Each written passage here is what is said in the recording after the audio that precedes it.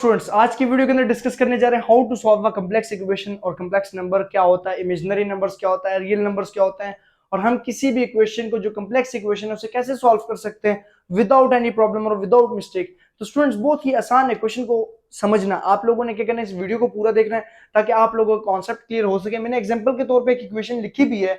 इस तरह की इक्वेशन आपके जहन में आए या आपके पेपर में आए या आपके आसपास क्वेश्चन जहां से भी इस तरह के क्वेश्चन आए तो आप लोग उसको इजीली सॉल्व कर पाएंगे अगर आप इन बातों को सीखेंगे जो मैं बताने जा रहा हूं। ठीक है, सबसे पहली चीज ये इंपॉर्टेंट है कि आपको ये पता होना चाहिए कि कम्प्लेक्स इक्वेशन या कम्प्लेक्स नंबर है क्या, कम्प्लेक्स की मीनिंग क्या है। देखिए स्टूडेंट्स, कम्प्लेक्स का मतलब ये है, जैसे आप कहते नहीं हो कि ये बहुत कम्प्लेक्स है, मतलब मुश्किल, डिफिकल्ट। लेकिन यहाँ पे कम्प्लेक्स का नंबर मतलब वो नहीं होगा कि आप इसे मुश्किल और डिफिकल्ट का नाम दे दें।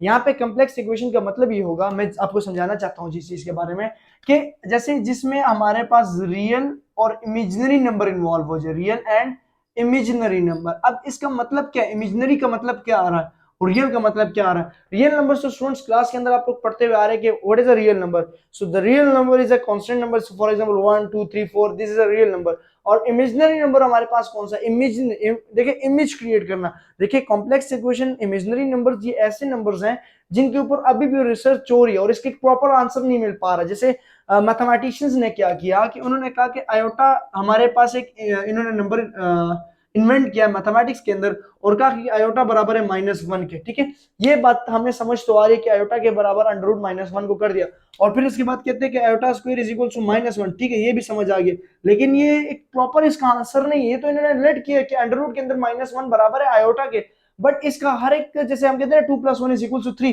तो इसके प्रॉपर आंसर आ रहा है। लेकिन कम्प्लेक्स नंबर अभी तक, कम्प्लेक्स इक्वेशन अभी तक सॉल्व नहीं हो पा रही, उसके ऊपर रिसर्च हो रही है। अब इस तरह की ये छोटी छोटी बातें थी। ठीक है, अब रियल और इमेजिनरी नंबर का मतलब क्या हुआ कि जब रियल और इमेजिनरी नंबर आपस में जुड़ते हैं, ऐड होते हैं या सब्ट्रैक्ट होते हैं, जो भी होते हैं, तो उनसे बनने वाली चीज को कम्प्लेक्स इक्वेशन या कम्प्लेक्स नंबर कहा जाता है। मसलन ये एक a + b आयोटा, ये हमारे पास एक इक्वेशन की मिसाल है कि ये कम्प्लेक्स इक्वेशन है। ठीक है, ये इसे स्टैंडर्ड फॉर्म भी कहा जाता है किस चीज का, इनका कम्प्लेक्स नंबर्स का। ठीक है, स्टैंडर्ड फॉर्म। ठीक है, आप एक चैप्टर पढ़ते हैं रियल एंड कम्प्लेक्स नंबर। ठीक है, ये पढ़ते हैं ना, रियल एंड कम्प्लेक्स नंबर। तो इसका मतलब यही है कि आप जब इस चीज को पढ़ते हैं तो इसका मतलब यह है कि इसके अंदर आप रियल और कम्प्लेक्स नंबर्स का जिक्र करते हैं। सो कम्प्लेक्स नंबर वो नंबर है जिसके साथ आयोटा इन्वॉल्व है, इमेजिनरी। तो दो नंबर्स का आपस में, इसकी एक मिसाल देता हूँ। जैसे आप जाते हैं ना किसी शॉप के अंदर, जैसे जनरल स्टोर के अंदर, तो वहां से आप लोगों को सिर्फ जनरल स्टोर्स की ही अशिया आपको मिल सकेंगी, चीजें मिल पाएंगी, प्रोडक्ट मिल पाएगा। लेकिन आप किसी शॉपिंग मॉल के अंदर जाते हैं या किसी बड़े मॉल के अंदर जाते हैं तो वहां पे आपको हर प्रोडक्ट मिल सकता है, मतलब कपड़े, जनरल स्टोर्स वाला जो राशन वगैरह सामान होता है। तो इसका मतलब यह है कि वो एक कम्प्लेक्स इक्वेशन है, एक कम्प्लेक्स वाली जगह है जहां पे सब कुछ हमें अवेलेबल है। तो ये मैथमेटिक्स के जरिए इसको आप इन्वॉल्व कर सकते हैं। अब ये एक इक्वेशन है, देखिए, जिसके अंदर हमारे पास हमें एक रियल नंबर भी नजर आ रहा है, हमें ये रियल नंबर भी नजर आ रहा है और इमेजिनरी नंबर्स भी नजर आ रहे हैं। So how to solve the complex equation, how to solve the complex numbers, या इस तरह का कोई भी क्वेश्चन आपके जहन में आता है और इस तरह के फॉर्म का क्वेश्चन हो, सो आप उसे कैसे राइट कर सकते हैं, उसे कैसे सॉल्व कर सकते हैं। तो बहुत ही आसान कॉन्सेप्ट है, उसे समझने के लिए हम लोग आते हैं सवाल की तरफ। अब सबसे पहली चीज कि स्टूडेंट्स, हमें इसे सिंप्लीफाई करना पड़ेगा। ठीक है, इसकी सिंप्लीफिकेशन करनी होगी ताकि हमें इसकी सिंप्लीफिकेशन के बाद जो इक्वेशन मिले हम उसे सिंप्लीफाई कर सके।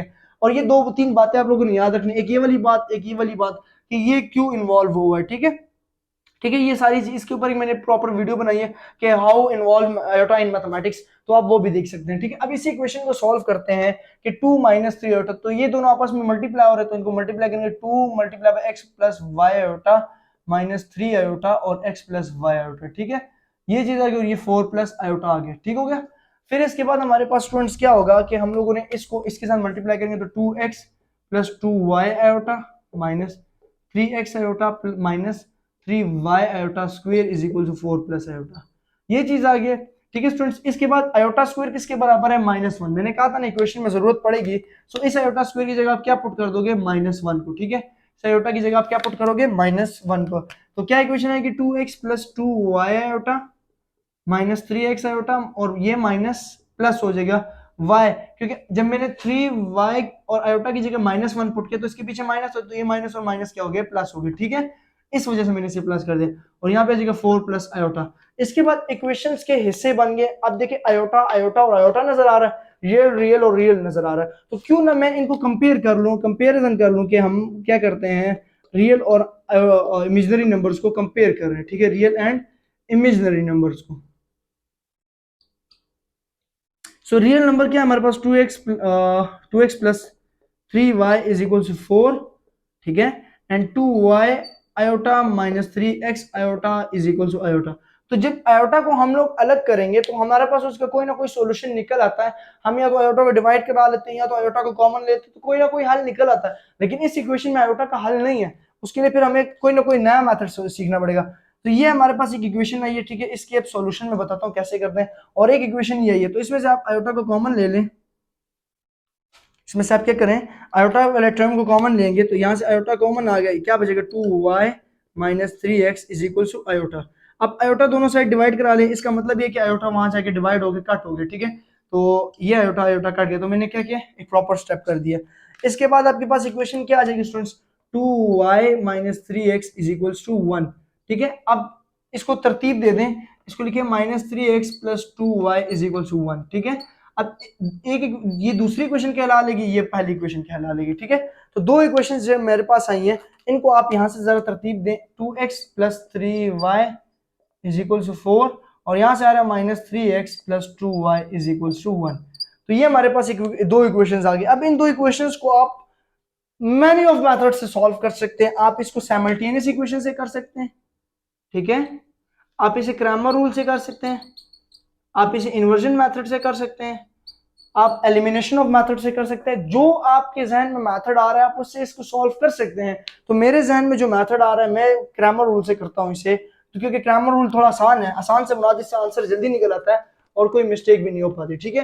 तो क्रैमर रूल के लिए सबसे पहली चीज कि हमारे पास इसका मैट्रिसेस होना बहुत जरूरी है। सो इसको मैं मैट्रिक्स की फॉर्म में लिखूंगा, 2 माइनस 3 और 2 आ जाएगा, यहां से आ जाएगा x और y इज इक्वल टू 4 और 1, ठीक है। ये हमारे पास मैट्रिक्स फॉर्म आ गया। तो इसको आप ए का नाम दे दो, ये आप जो सीखे हुए हो, ये बड़ा एक्स हो जाएगा और ये बी। तो इक्वेशन मेरे पास क्या कहला रही है, A X is equal to B. अब क्रैमर रूल का जो फॉर्मूला है वो है A X determinant divided by A determinant, find कराता है हमें एक्स जो वेरिएबल है, और A Y determinant divided by A determinant हमारे लिए निकालता है वाई को। तो आप क्या कर सकते हैं कि इसके जरिए आप ए एक्स और ए डिटरमिनेंट और A Y divide by A determinant कर ले तो आपका आंसर निकल आएगा। तो पहली चीज कि हम ए एक्स कैसे फाइंड करें, तो ए एक्स पहले फाइंड करते हैं, ठीक है। तो ए एक्स के लिए जो बी की वैल्यू है वो यहाँ पे आ जाएगी, एक्स की जगह, ये एक्स की जगह है ना, एक्स और देखें एक्स और एक्स, तो इसकी जगह बी की वैल्यू को इन्वॉल्व कर लेंगे। तो बी की वैल्यू जो इन्वॉल्व होगी वो देखिएगा 4 1 और 3 2, ठीक है। ये इसका इसके बाद इसका डिटरमिनेंट लेना, सॉरी डिटरमिनेंट के साइन लगाने हैं ना, तो डिटरमिनेंट स्ट्रेट होता है, और डिटरमिनेंट हमारे पास क्रॉस मल्टीप्लिकेशन का नाम है। तो 4 2 8, बीच में माइनस 3 1 3, तो 4 माइनस 3 5 आ गया, ठीक है, 5 आ गया।